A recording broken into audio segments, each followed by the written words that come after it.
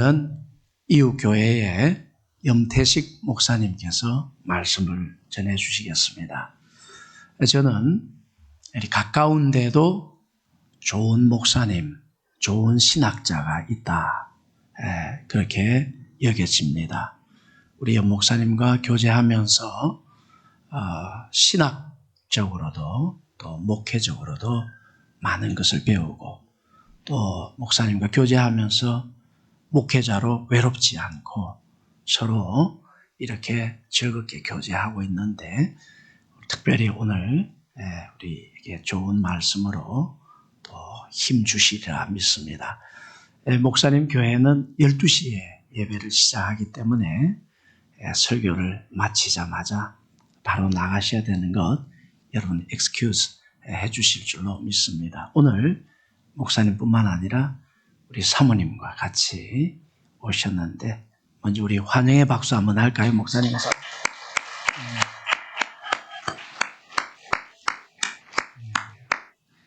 오늘 우리 염 목사님께서 큰 믿음, 이런 주제로 말씀 전해 주시겠습니다.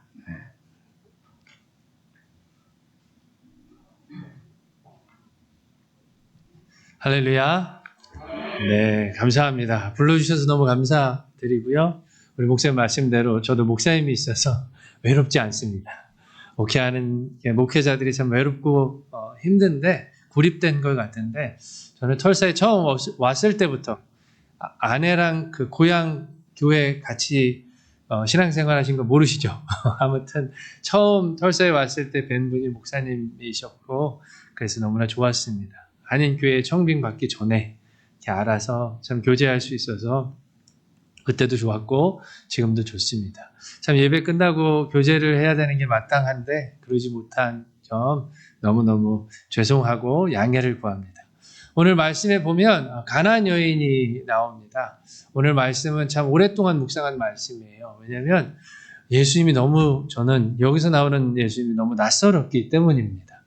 너무 냉정하시고 막말하시고 하시는 그 예수님의 모습이 보여서, 야, 이걸 어떻게 받아들여야 할까? 예수님이 왜 그러실까라고 오랫동안 고민하고 생각했던, 그리고 어떤 목사님들의 말씀을 듣고 여러 가지 책을 보아도 만족스럽지가 않았던, 그렇지만 제 나름대로 하나님이 그 대답을 주신 그 말씀을 오늘 함께 하고자 합니다. 예수님께서 두로와 시돈 땅으로 가셨습니다. 두로와 시돈은 항구 도시예요. 항구 도시는 돈이 많습니다. 그리고 풍족합니다. 그렇기 때문에 누구나 탐내는 도시입니다. 그래서 이 당시에는 이스라엘 땅에 있지만 이스라엘 땅이 아니었어요. 정복자들이 정복해서 가지고 있는, 자치집으로 가지고 있는 땅이었습니다. 부유하고 돈도 많고 막 여러 가지 좋은 게 많은데 거기 다 점령당해서 그리스인과 로마인들이 살고 있었단 말이에요. 그래서 유대인들은 들어가지 않았습니다. 그리고 유대인들이 너무너무 싫어하는 땅이었습니다. 왜냐하면 돈이 많은 만큼 최신 우상들이 다 거기 안에 포진되어 있었기 때문에 그렇습니다. 더 밉잖아요. 정말 내 땅인데 내 땅이 아니야. 그리고 거기 정복한 사람들이 그렇게 다 가지고 좋은 것들을 누리고 있어. 그런 땅이 바로 두로와 시돈이었습니다.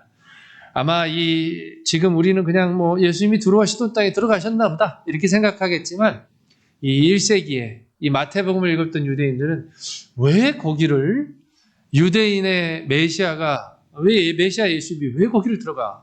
라는 생각을 가지고, 의구심을 가지고 말씀을 읽어내려 갔을 거예요. 예수님께서 두로와 시돈에 들어가자 한 여인이 나와서 예수님을 찾습니다. 예수님을 부릅니다. 그런데 그 예수님이 부르는 말이 의미심장한 말입니다. 다윗의 자손, 22절에 보니까 다윗의 자손 예수여 라고 부르고 있어요. 다윗의 자손이라는 그 이름은 이방인은 부르지 않는 이름입니다. 왜냐하면 다윗의 자손이라는 그 이름 자체가 내포하고 있는 것은 이분은 메시아입니다 라고 하는 의미가 있기 때문에 그렇습니다. 예수님을 믿지 않는, 하나님을 믿지 않는, 그래서 메시아도 기다리지 않는 이방인은 예수님을 다윗의 자손이라고 부를 이유가 없어요. 유대인들도 예수님을 다윗의 자손이라고 부르지 않았습니다. 믿지 않았기 때문에. 그런데 이방 여인이, 그것도 두로와 시돈에 사는 정말 우상으로 가득 찬, 죄악으로 가득 찬 그 도시의 여인이 예수님을 향하여 다윗의 자손 예수여 라고 부르고 있어요. 얼마나 기특한 일입니까? 그렇죠? 대단한 믿음입니다. 그 정말 센스리 죄악이 가득한 도시에서 예수님을 메시아로 믿는, 구세주와 주인으로 믿는 정말 보기 힘든 여인이에요. 그런데 그 여인을 대하는 예수님이 이상합니다. 예수님이 어떻게 대하십니까? 그렇게 부르는데도 23절 보니까 한 말씀도 하지 않으셨다 라고 말합니다. 대꾸를 안 하세요. 본척 만척 그냥 무시하십니다. 아니 예수님을 메시아로 부르는 이 여인을 왜 이렇게 대하셔야 됐을까요? 우리가 아는 예수님은 그렇지 않습니다. 그렇죠? 사람들이 기피하는 사람들, 병 걸린 여인들, 혈우병 걸린 여인들, 문둥병자들, 사람 앞에서는 나올 수 없는 사람들, 그 사람들을 다 맞아주시고 만져주시고, 다른 사람들은 옮을까봐, 병이 옮을까봐 만지지도 않는 사람들을 만져주시고 복음을 전하시고 하나님의 자녀가 됨을 선포하신 분이 예수님 아닙니까? 그런데 이렇게 정말 먼저 기특하게도 예수님을 그리스도라고 메시아라고 고백하는 이 여인 앞에서는 아무 말씀도 안 하세요. 소리치는 Have mercy on me 라고 불쌍히 여겨달라고 소리치는 이 여인, 여기 보면 소리쳤다라는 이 동사가 미완료 시제입니다. 무슨 말인가 하면 한 번만 소리친 게 아니란 말이에요. 목이 쉬도록 예수님을 쫓아가면서 소리치고 또 소리치고 또 소리치고 나를 좀 도와달라고. 평소 같았으면 금방 뒤를 돌아서 도와주셨을 예수님 같은데 그냥 이 여인을 무시해버립니다. 절규하고 있는 여인을. 왜 이 여인이 예수님을 이렇게 찾았습니까? 딸 때문이에요. 우리도 그렇지 않습니까? 내가 아픈 것보다 내 아이가 아픈 게 더 심각하지 않아요? 정말 하나님 앞에서 제일 간절해질 때는 저는 그런 것 같아요. 사실 제가 아플 때보다도 제 아이들이 아플 때, 원인을 모를 때, 힘이 들 때, 이 여인은 그러한 마음으로 아이가 귀신이 들려서 아픈 것을 보면서 하나님 앞에, 예수 그리스도 앞에 나온 여인입니다. 그런데 예수님이 무시하시니까 제자들이 괴로워졌어요. 24절에 보니까 제자들이 괴로워가지고 예수님 앞에 얘기합니다. 좀 어떻게 해보세요. 좀 이러고 있잖아요. 예수님 좀 와서 좀 어떻게 해보세요. 난 괴로워 죽겠어요. 이거 그냥 이대로 놔두실 거예요? 이렇게 예수님께 말하는 제자들에게 예수님이 이러한 말씀을 하세요. 24절 예수께서 대답하여 이르시되 나는 이스라엘 집에 잃어버린 양 외에는 다른 데로 보내심을 받지 아니하였노라. 긍정입니까? 부정입니까? 부정입니다. 여인을 고쳐주시겠다는 말씀이에요? 여인의 기도를 들어주시겠다는 말씀이에요? 아니면 아니라는 말씀입니까? 아니라는 말씀이에요. 그렇죠? 여인은 이스라엘 사람이 아니니까 지금의 눈으로 보면 인종차별입니다. 이스라엘 사람이 아니니까 내가 도울 이유가 없다라고 말씀하시는 거예요. 제가 1세기 그리스도인들이 이 책을 읽을 때 왜 예수님이 두로와 시돈으로 들어가셨을까라고 생각했을 거다라고 말씀드렸죠. 아마 이 말씀을 보면서 그렇지. 예수님이 저 말씀 하시려고 두로와 시돈으로 들어가셨지. 메시아는 우리를 위한 메시아지. 그래 저 말씀이야. 그래서 일부러 들어가셨구나. 이렇게 생각했을 거예요. 제자들도 아마도 고개를 끄덕였을 겁니다. 그렇지. 예수님이 도와줄 이유가 없지. 저 부정한 여인, 저 불결한 여인, 저 죄인을 도와줄 이유가 없어. 우리가 아는 예수님하고는 너무 생소하지만 거기에 있는 모든 사람들이 다 납득했을 거예요. 예수님은 안 도와주시겠구나. 그런데 이 여인이 포기를 합니까? 포기를 안 해요. 그리고 보면 앞을 가로막은 것 같아요. 25절 보면 여자가 와서 예수께 절하여 이르되 앞을 가로막고 절하여 이르되 주여 저를 도우소서 have mercy on me 라고 다시 또 목이 다 쉬어버린 목소리로 예수님께 나를 불쌍히 여겨달라고 기도하고 예수님 앞에 나아갑니다. 그런데 이 다음 말이 저는 이걸 정말 이 말씀을 볼 때마다 힘들었어요. 우리 같이 읽어볼까요? 26절 대답하여 이르시되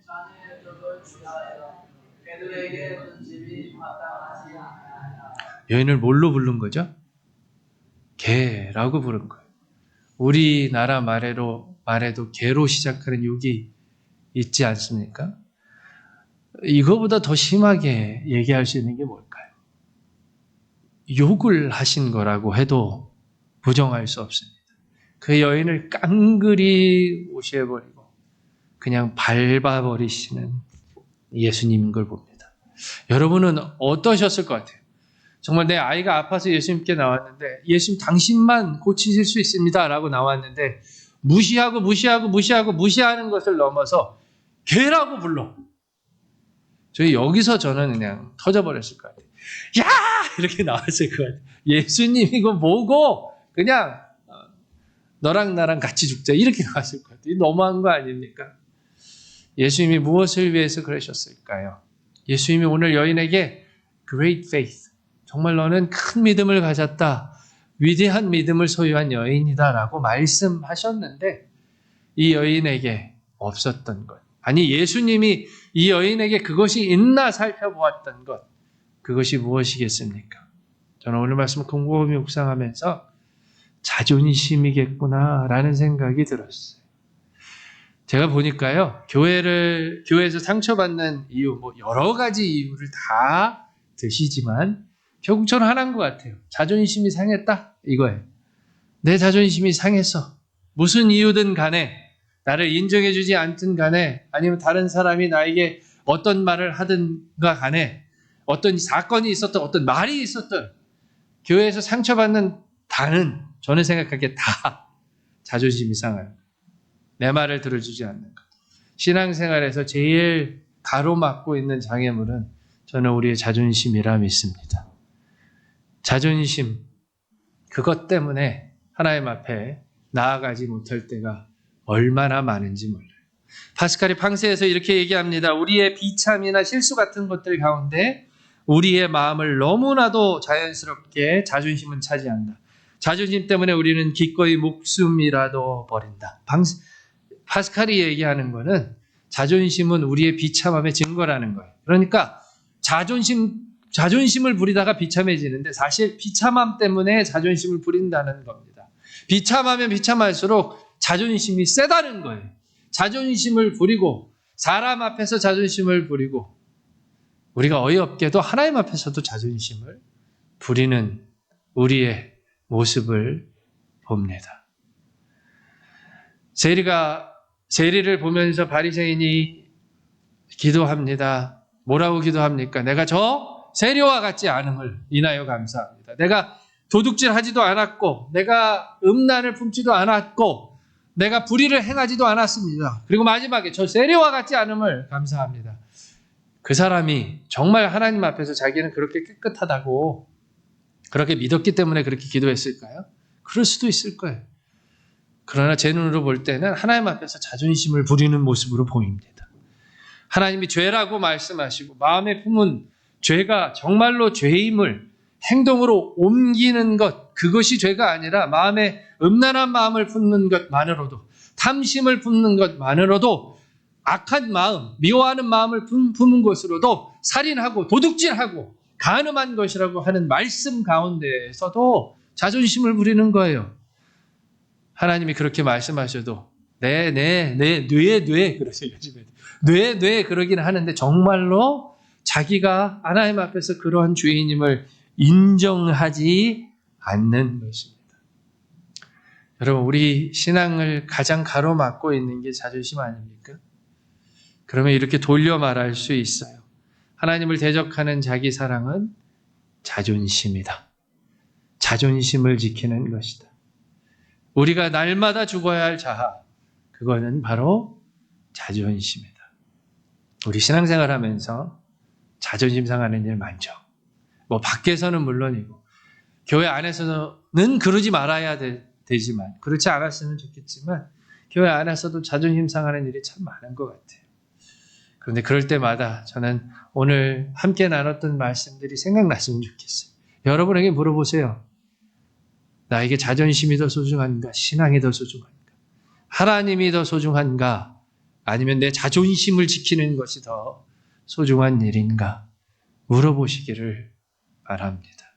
우리가 깨어져야 할 자아는 바로 자존심입니다. 우리를 사랑한다는 증거, 내가 아직도 하나님보다 더 사랑한다는 증거는 자존심을 지키는 것으로 나와요. 주님께서 여인에게 보셨던 것은 깨어진 자존심입니다.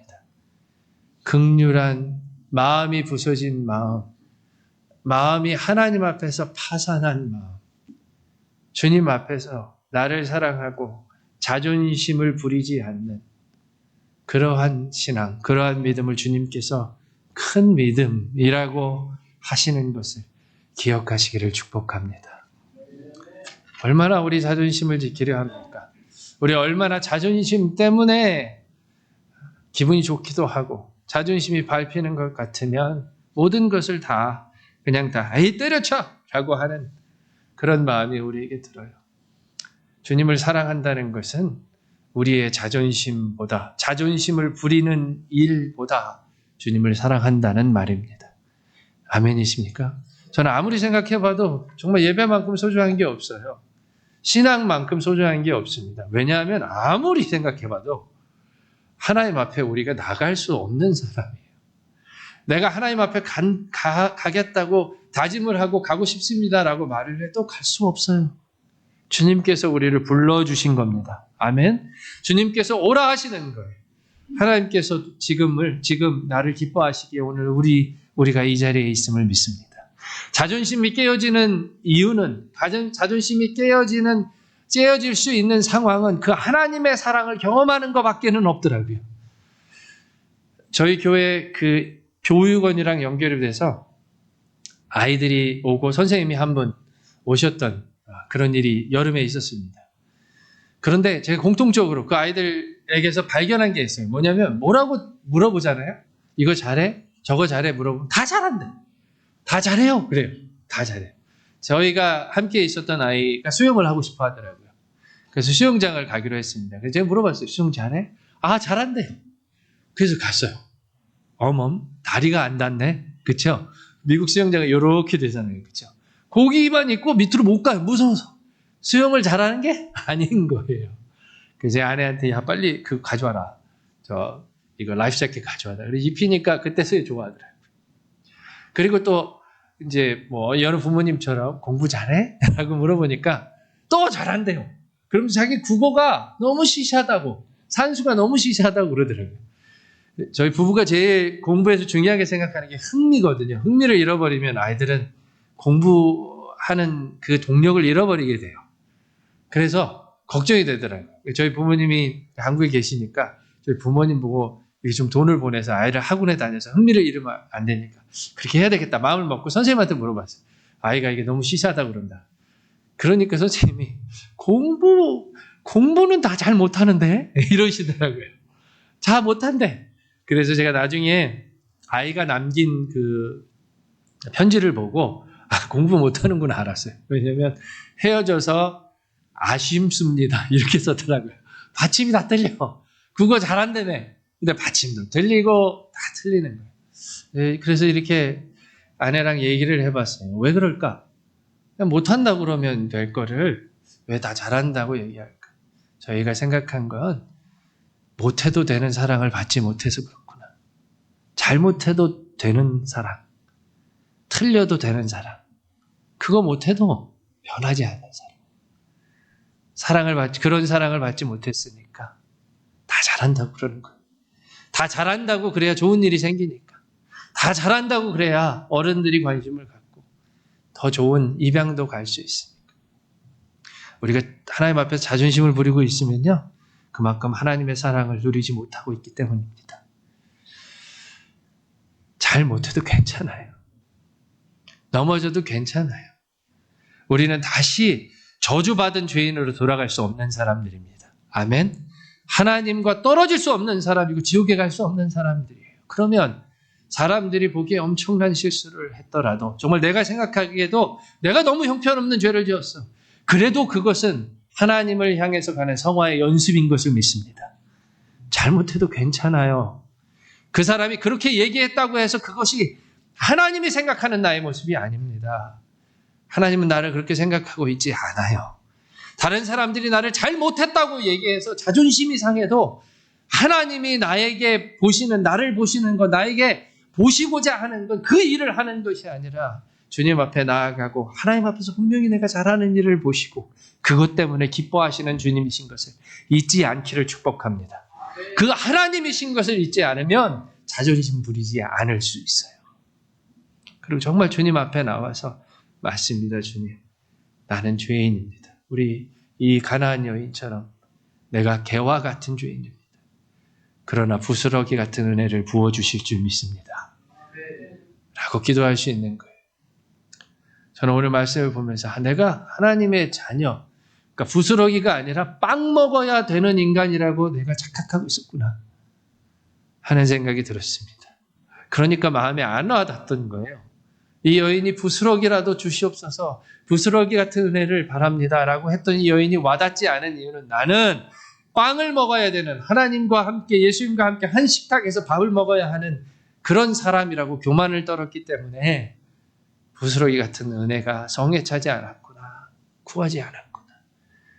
그러나 우리는 부스러기 같은 은혜를 구해야 되는 사람들이 아닙니까? 하나님 앞에서 하루를, 한 주를 돌아봤을 때 뭐라고 대답하시겠어요? 정말 우리가 주님이 하신 그 말씀 그대로 내 마음에 품은 것이 지은 죄라고 하시는 그 말씀 앞에서 나는 도둑놈이 아니고, 나는 강도가 아니고, 나는 살인하지 않았고, 나는 간음하지 않았다고 여기서 얘기하실 수 있는 분이 있어요. 그렇다면 우리는 이 가나안 여인처럼 주님, 부스러기 같은 은혜를 구합니다 라고 구해야 될 사람들입니다. 큰 믿음은 자존심이 부서진 믿음입니다. 아멘이십니까? 큰 믿음은 하나님 앞에서 자존심 부리지 않는 거예요. 사람들 앞에서 자존심이 상해도 내 신앙은 흔들리지 않는 것, 그것이 하나님 앞에서 큰 믿음인 것을 믿습니다. 다시 한번, 잘못해도 괜찮아요. 저는 여러분 날 것 그대로 주님 앞에 나아가시는 분들이 되시기를 축복합니다.